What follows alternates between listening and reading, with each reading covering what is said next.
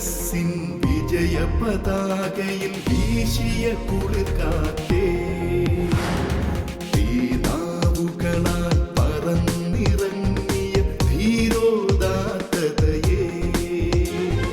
വരണേ തിരുസഭയിൽ ഇനിയും തീവിതറാ പുതിയൊരു അഭിഷേകം തരണേ പ്രേഷിതരിൽ.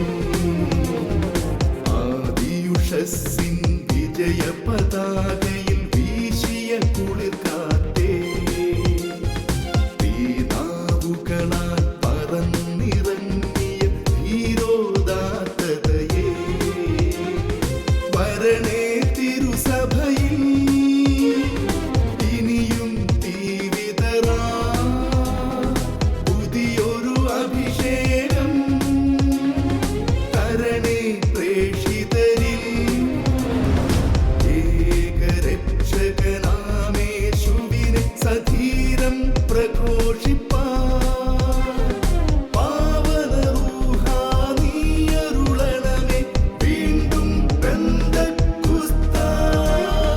അത്ഭുതങ്ങൾ അടയാളങ്ങൾ ഇന്നും സാക്ഷ്യം നൽകാൻ ദൈവപിതാവേ നീ പകരണമേ വീണ്ടും പെന്തക്കുസ്താ, വീണ്ടും പെന്തക്കുസ്താ.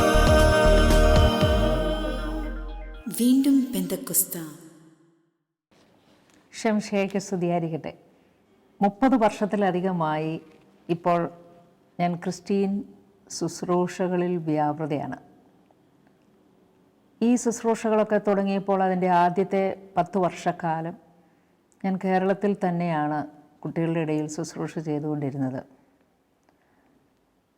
10 വർഷത്തിന് ശേഷം അതിനിടയിൽ ഞാൻ പരിചയപ്പെട്ട ഒരു വളരെ ചെറിയ കുട്ടി ഉണ്ടായിരുന്നു, പോൾ ജോസഫ്.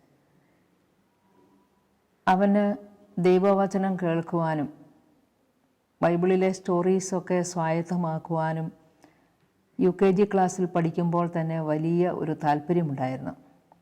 ഈ കുട്ടിയോട് കഥ പറയാൻ ഞാൻ പലപ്പോഴും ആ വീട്ടിൽ പോവുകയും ആ കുട്ടിക്ക് കഥ പറഞ്ഞു കൊടുക്കുകയും അവൻ ശ്രദ്ധിച്ചിരിക്കുന്നത് കാണുമ്പോൾ തന്നെ എനിക്ക് വലിയ സന്തോഷവും ഉണ്ടാകുമായിരുന്നു.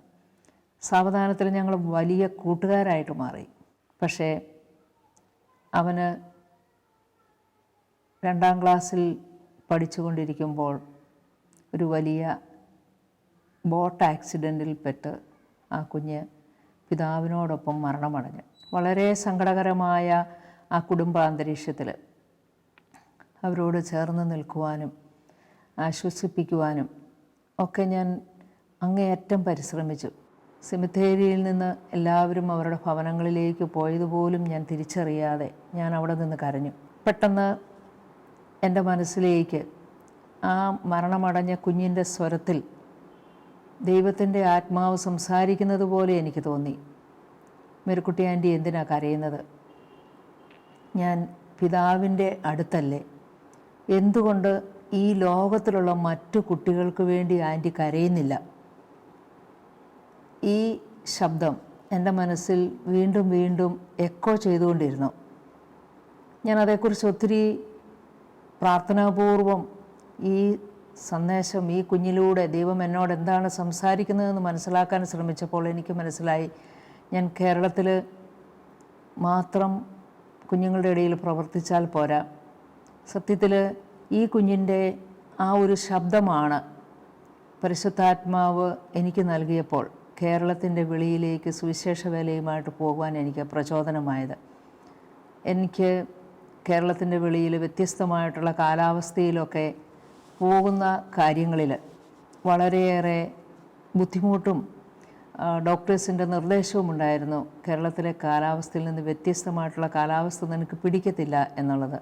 പക്ഷേ ദൈവാത്മാവിൻ്റെ സ്വരം ഈ മരണമടഞ്ഞ കുഞ്ഞിൻ്റെ സ്വരത്തിലൂടെ എനിക്ക് കേൾക്കാൻ സാധിച്ചപ്പോൾ തീർച്ചയായിട്ടും ഈ കുഞ്ഞ് സ്വർഗത്തിലിരുന്നു കൊണ്ട് ദൈവപിതാവിൻ്റെ പക്കൽ ഈ ഒരു മിനിസ്ട്രിക്ക് വേണ്ടി പ്രാർത്ഥിക്കുമെന്നുള്ള ഉറപ്പിൽ ഞാൻ അതിന് ഒരുമ്പെട്ടു.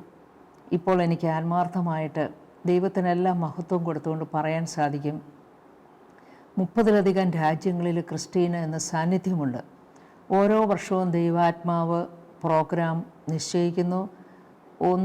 ഒന്നിനെ ഓവർലാപ്പ് ചെയ്യാത്ത വിധത്തിൽ ജാനുവരി ഫെബ്രുവരി മാസം കൊണ്ട് ഒരു വർഷത്തെ പ്രോഗ്രാം പ്ലാൻ ചെയ്യുന്നു.